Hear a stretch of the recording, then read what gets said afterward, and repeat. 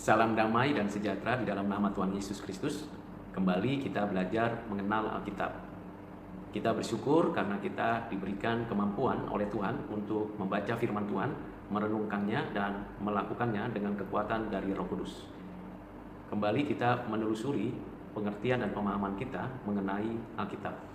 Kita tahu bahwa di dalam Alkitab kita sudah belajar 5 kategori yang penting di dalam kitab-kitab Perjanjian Lama.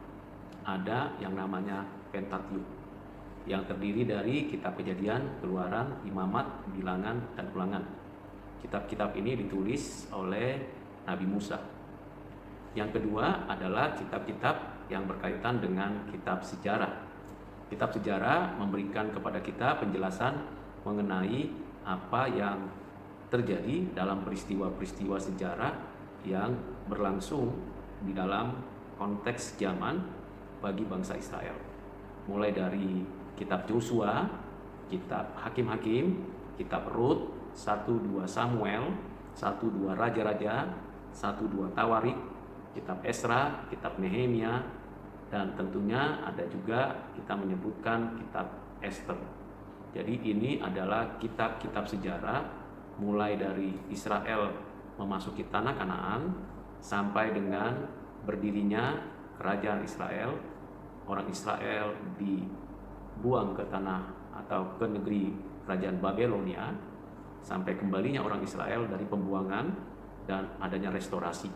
Inilah kitab-kitab sejarah. Bagian yang ketiga adalah kitab-kitab puisi. Kitab-kitab puisi adalah kitab-kitab yang dinafaskan oleh Allah kepada para penulis yang berkaitan dengan hubungan, pergumulan, perjuangan seseorang, sekelompok orang, komunitas, umat Tuhan dalam hubungannya dengan Allah, dengan diri, dengan sesama. Ada beberapa kitab-kitab puisi: Ayub, Mazmur, Amsal, Pengkhotbah, Kidung Agung. Dan kitab-kitab ini juga di dalamnya kita mengerti, menjadi dasar untuk kita melihat, mengerti pergumulan perjuangan iman seseorang, kelompok, komunitas, umat percaya. Kitab-kitab puisi selalu berkaitan dengan perjalanan sejarah orang Israel, perjalanan pergumulan orang-orang yang bersandar kepada Tuhan. Baik Ayub, Mazmur yang ditulis oleh Musa, Daud, dan juga kitab Amsal, kitab Pengkhotbah, dan kitab Kidung Agung yang ditulis oleh Raja Salomo. Bagian yang berikutnya yang perlu kita tahu adalah kitab-kitab Nabi besar. Kitab-kitab Nabi besar terdiri atas kitab Nabi Yesaya, Nabi Yeremia, di dalamnya ada kitab Ratapan, lalu kemudian kitab Yehezkiel dan kitab Daniel. Kitab-kitab Nabi besar ini ada di dalam konteks kerajaan. Kitab Nabi Daniel di dalam konteks kerajaan orang-orang Babel, Media Persia. Sedangkan kitab Nabi Yesaya, Yeremia itu berkaitan dengan kitab-kitab yang ada dalam konteks kerajaan Israel, khususnya Israel Selatan, yang memberikan pemikiran, pengertian, pengenalan akan konteks zaman itu dan apa yang Tuhan kehendaki, termasuk nubuat-nubuat yang berkaitan dengan kehadiran Mesias. Nah, ini kitab Nabi besar. Disebut kitab Nabi besar karena berkaitan dengan keseluruhan pengajaran kebenaran yang berkaitan dengan konteks pertobatan, kehidupan bangsa Israel dan bangsa-bangsa lain, termasuk juga berkaitan dengan nubuat kehadiran Kristus, Mesias yang datangnya dari Allah, yang nantinya digenapi dalam zaman Perjanjian Baru.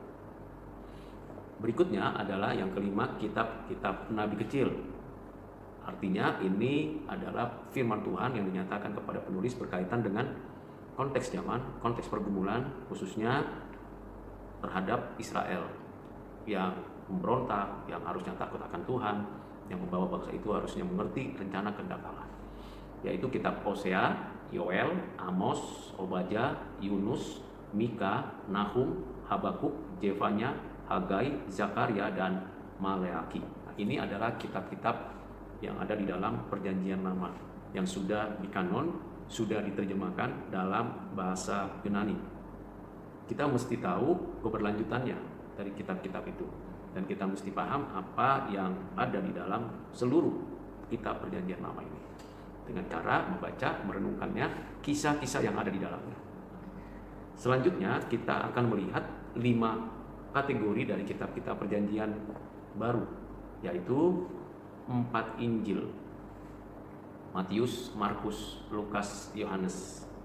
Kemudian kitab sejarah, hanya 1 kitab, yaitu kitab Kisah Para Rasul. Dan kita juga melanjutkan kitab atau surat Paulus. Ada 2 bagian, surat Paulus kepada jemaat dan surat Paulus kepada pribadi.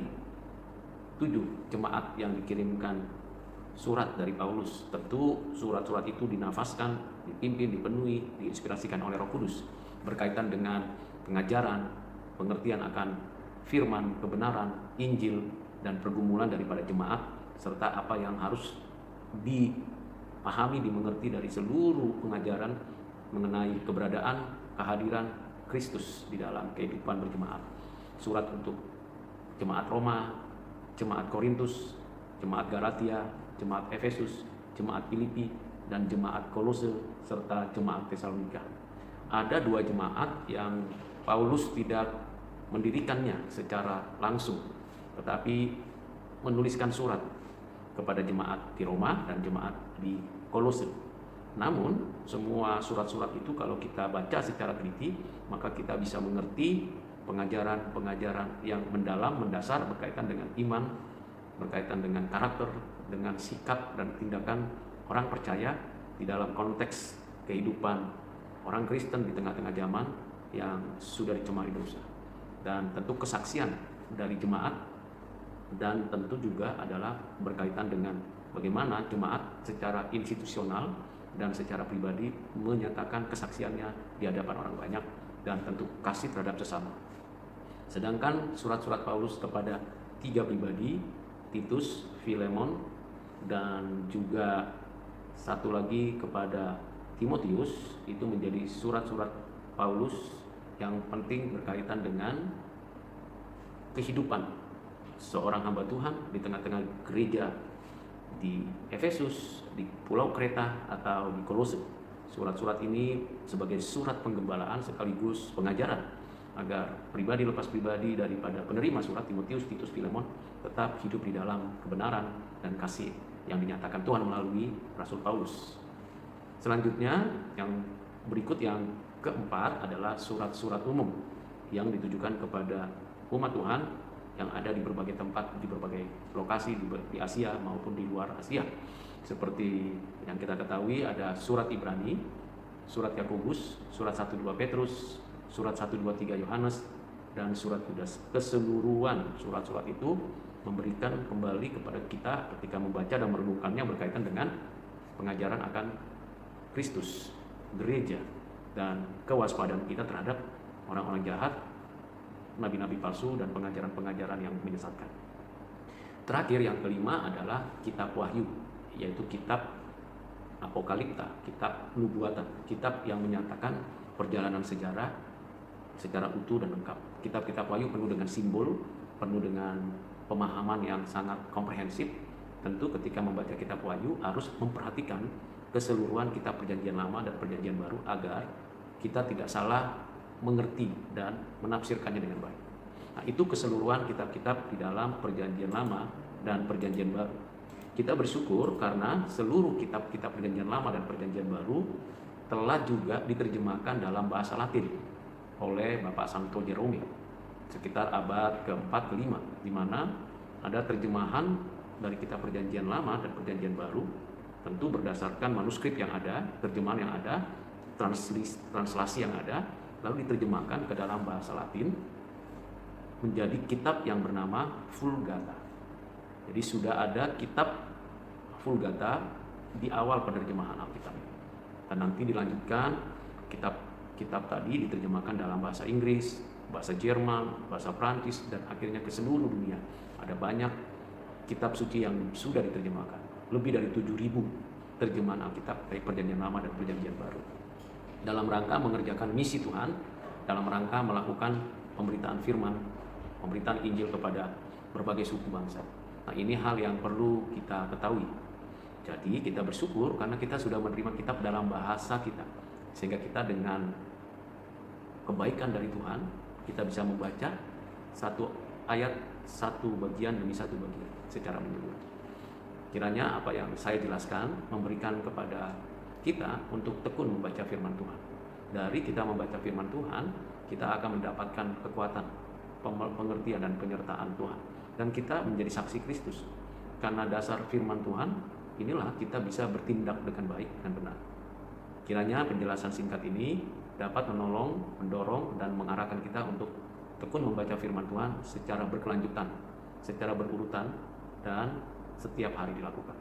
Tuhan Yesus memberkati kita.